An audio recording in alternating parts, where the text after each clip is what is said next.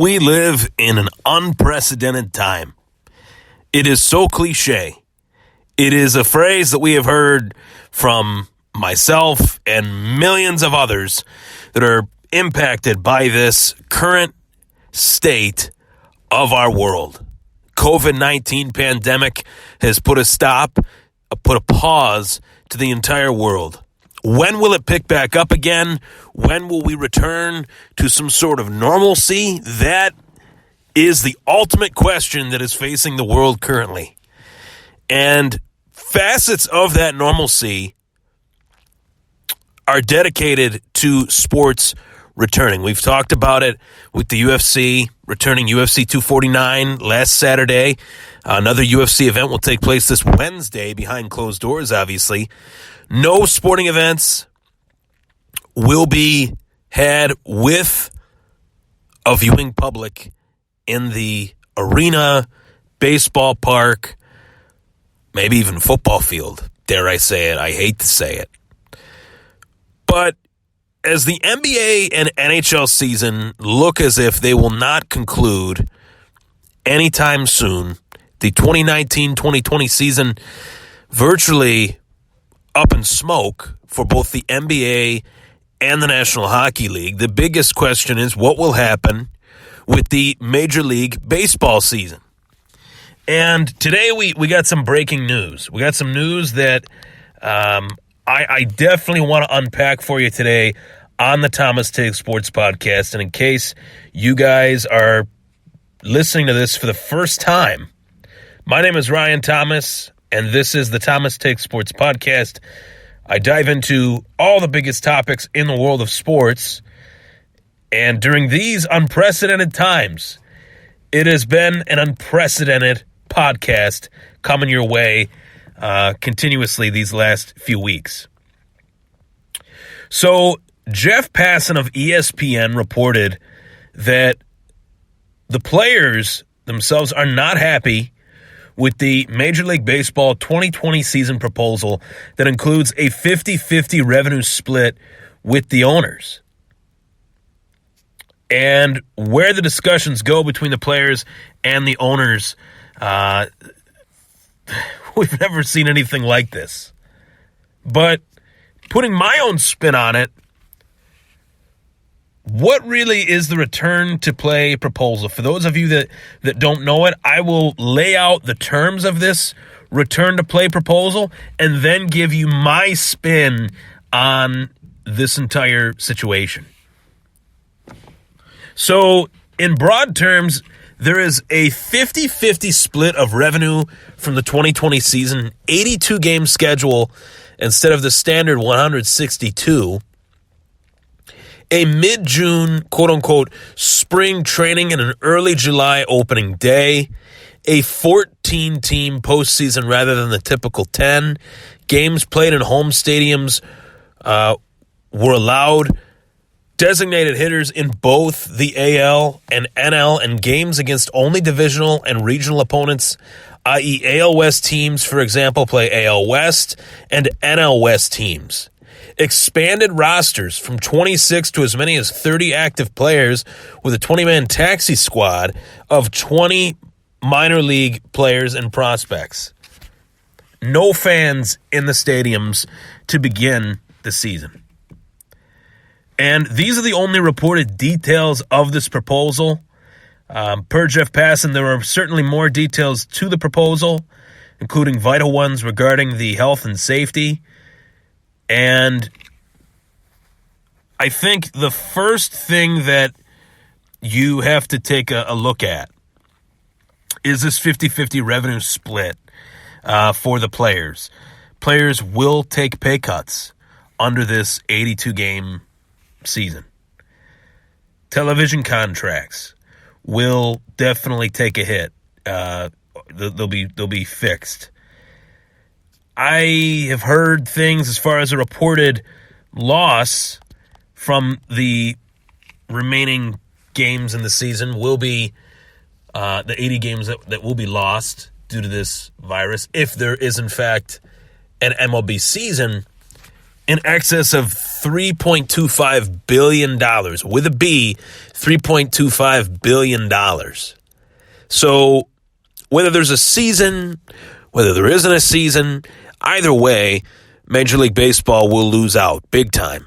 Big time. And having a season for the sake of the people, originally, obviously, as a fan, as a sports fan, as a baseball fanatic, I would say that I would love to have a season. I would love for there to be a season for us to tune into and watch and enjoy. But under these circumstances, it's very tough for me to wrap my head around the idea of a baseball season. It's very tough for me to wrap my head around a basketball, NHL, or dare I say it, even an NFL season taking place under these circumstances. These owners are going to take massive, massive hits. And yes, these owners are worth millions and millions, billions of dollars. But when you're a businessman and you expect a revenue stream to come in and something takes that away, you lose money. And I think that during this whole pandemic, these owners have really tried to crunch the numbers and figure out what ways can we somewhat try to come as close as possible to breaking even.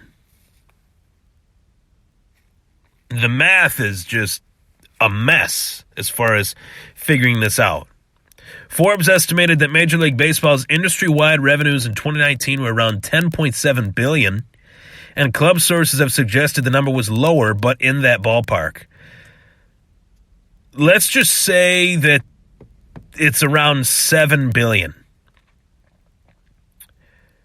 that we'll see, brought in. They've estimated that 40% of local revenue will vanish without ticket sales.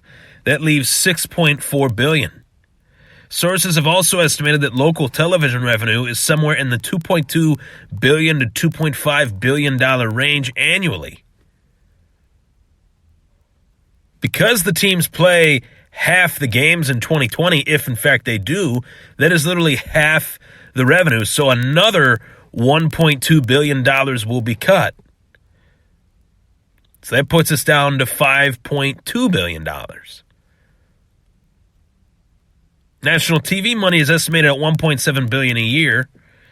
And with the fact that you have a current playoff system of 26 games, its maximum is 43. Expanded playoffs would swell those numbers to 36 and 59. That translates to hundreds of millions of dollars in extra revenue, keeping the overall revenue number in the low $5 billion range. So I guess that is somewhat of a positive for the prospects of the fact that TV revenue streams will be high, but the terms of the contracts will obviously be different due to the fact that the season is less than what it normally is.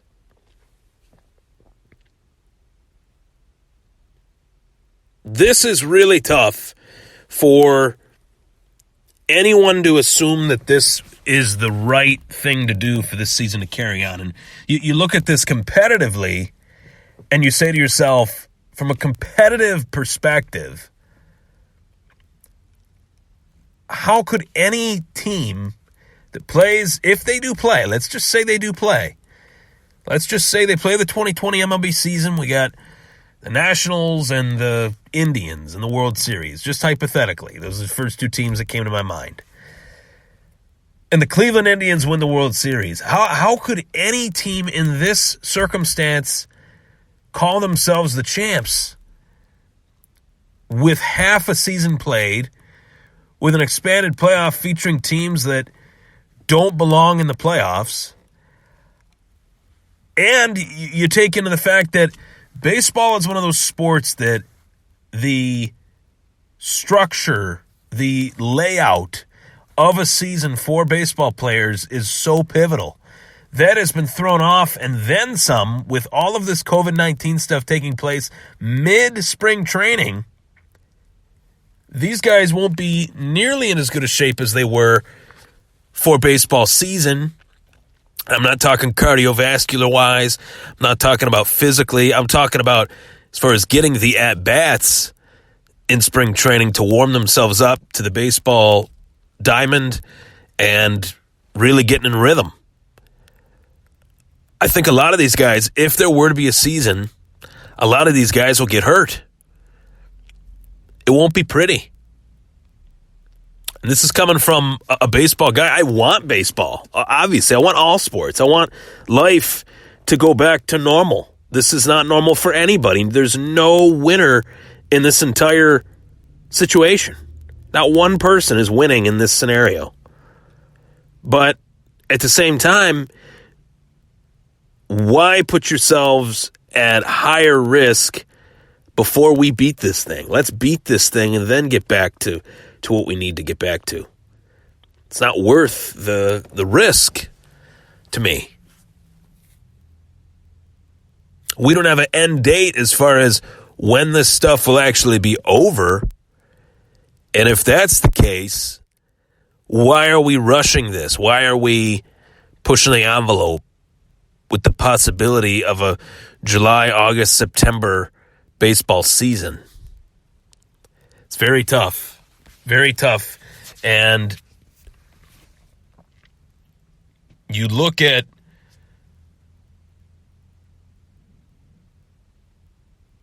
the outcomes of losing a season and what that would do.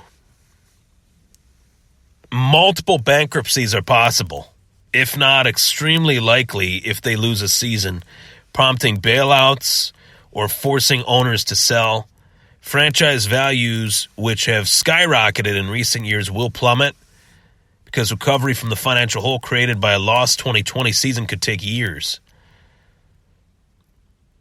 And the toughest part of this, as I said, no matter what, whether there is a season that is 82 games starting July 1st with an expanded playoff from 10 teams to 14 teams, no matter what, nobody is going to win if there is a season or if there isn't a season. Both outcomes are bad given the money that has already been lost.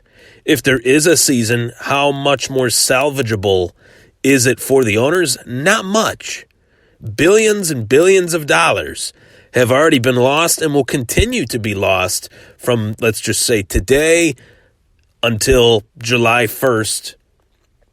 And that is if this policy, if this proposal is approved by the MLB Players Association, and these players do not like the proposal.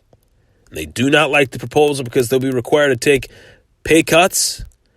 It will change the languages of their contracts as well. And this is all per the insiders. This is not a matter of my opinion. This has been widely reported. You guys can check it out for yourselves. This is not good, to say the least.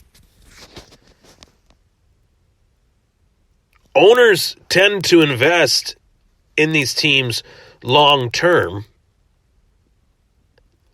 And some owners are in an easier position to invest long term. Others not so much, obviously, depending on the market and in which the team resides. For example, the Yankees ownership is probably pretty firm, set in stone. The Boston Red Sox ownership is pretty much set in stone, but the smaller market teams, the Miamis, the Pittsburghs, the Detroits, the Tampa Bay Rays, what will happen to those teams?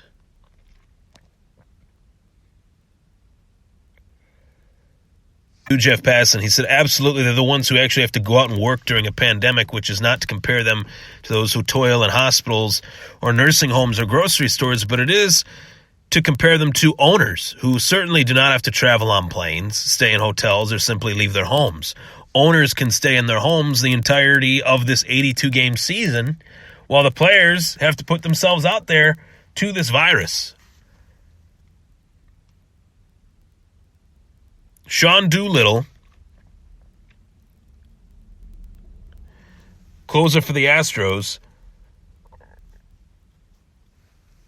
has blown up Twitter after the details of the MLB's proposal surfaced. He asked about the frequency of the testing, about how non-players would be protected, and whether there would be modifications to clubhouses.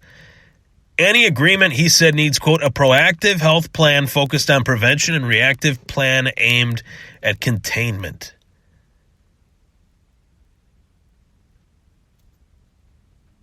And Doolittle is on the forefront of this because, yeah, he is a healthy 33-year-old, but it was reported that his wife has asthma.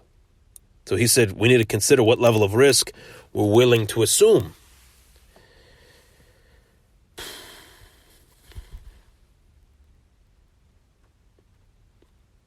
You have the dynamics of the owners, the players, and obviously the organization that represents the Players Association. Tony Clark, the president of the MLB Players Association. He believes that this is a negotiating tactic as far as quote-unquote salary cap, the term of that in baseball, payroll, I guess you could say, the amount that they pay their players, because there is no true salary cap in baseball.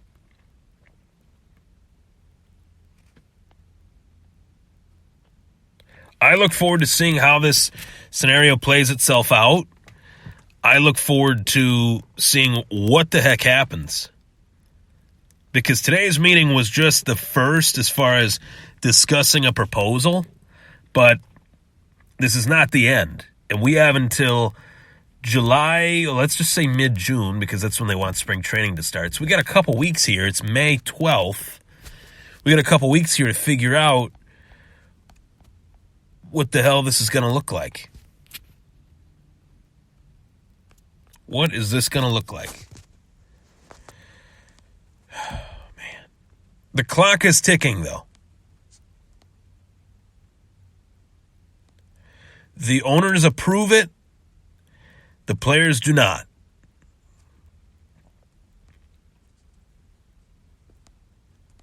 If the players don't approve it, then how will there be a season? How's that going to happen? How will that happen? It can't. It can't happen. So only time will tell, but I find this truly fascinating for obvious reasons because we've never dealt with anything quite like this. This is, as I said from the top, unprecedented. But if it were up to me, if I had the choice whether we should or shouldn't have a baseball season, I would say we should not. There's too many risks. There's too many factors at play here with no data leading us to believe that this is going to be over anytime soon. So if it's not going to be over anytime soon, why put people at risk? Why put professional athletes at risk? Why put the staff of these baseball parks at risk? Why? I know it sucks. It sucks just as much. I hate it as much as anybody, but I want baseball bad. I want sports very bad. I want all sports back, but not all sports are one and the same. Get the locker room, the clubhouse, the bench, the coaches, the umpires. Even if this happens behind closed doors, you're really putting yourselves in an at-risk situation. If there's one thing that this country should learn from all of this, it is that we can never allow this to happen again. Not to sound like I'm president of the United States or senator or governor or anything like that, but once this is all over, the preventative measures should only just begin. And what that means remains to be seen. How that happens remains to be seen. But the preventative measures for us to prevent this from ever happening in anyone's lifetime, because it never should have happened.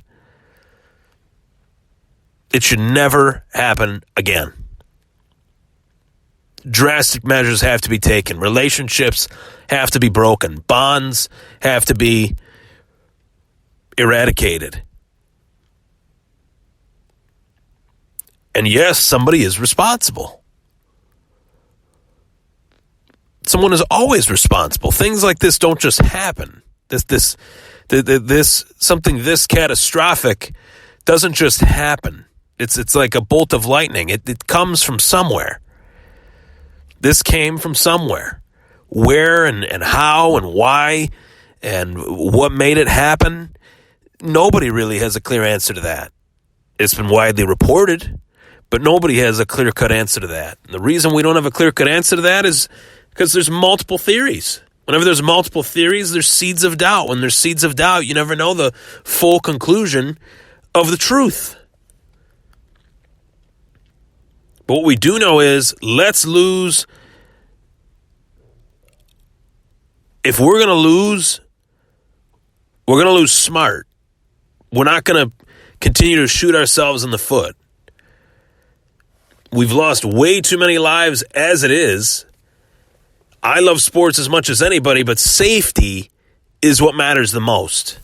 Realistically, how could any Major League Baseball team in 2020 play an 82-game season with an expanded playoff and call themselves the champs? It takes the allure away from the game. And let's face it, in terms of baseball's already lost enough allure with this whole Houston Astros thing. And I think that in and of itself is why baseball really wants to come back. Baseball's got a really bad taste in its mouth from the entire Houston Astros disgrace. But safety for every player is what is at stake. Safety for every coach is what is at stake. The safety of the owners, not at stake whatsoever. They live in their ivory towers. They live in their mansions. They live in their boats, yachts, you name it. They're okay. And as Jeff Passan said, and I agree, I'm not comparing the owners to the players. I'm not comparing the players, I'm not comparing the players to the nurses that are on the front lines, the heroes of each and every hospital in this country going through this right now. But the players will be the ones that will be putting themselves out there. The owners be in their house, far miles and miles away from the baseball park. They're not going to go to the baseball park for a game. A lot at stake here, and as we continue to unpack this situation, you bet your ass I will be on the mic to dive into it more. A lot to talk about, how this will impact player contracts. Mookie Betts was traded from the Boston Red Sox to the LA Dodgers. I've read a lot of reports that will be impacted if, in fact, there is no season. Who knows what is reality? Reality right now makes no sense. So we'll just see what happens. But I wanted to hop on the podcast today and dive into it. I felt like it was a worthy topic to talk about because when one domino falls, another one falls after that. Another one falls after that. So the first domino to fall was the UFC coming back. Major League Baseball, NBA, NHL reached out to the UFC, even the NFL as well, reached out to UFC President Dana White and said, how'd you guys do it? What preventative measures did you take? And they took as many preventative measures as they possibly could, doing things that nobody has ever seen or done before, and yet a fighter still tested positive for COVID-19. This is everywhere. This is the invisible enemy. And it's not going anywhere anytime soon. No scientist has said that. No doctor has said that. No politician has said that. Eventually it will go away. But when is the ultimate question that faces the world right now? Not whether or not baseball should come back. Let's get our priorities straight. Let's put our heads on right. Let's focus. And with that, we will get everything back bigger and better than ever before. I'm Ryan Thomas. Thank you so much for tuning in to the Thomas Take Sports Podcast. For more, follow me on Twitter at Ryan Thomas Take, as well as on Instagram at Ryan Thomas Take. And you can follow the podcast. Tune in on Apple Podcasts as well as Spotify. Take care, everybody. Stay safe out there. Please stay safe and enjoy the rest of your day.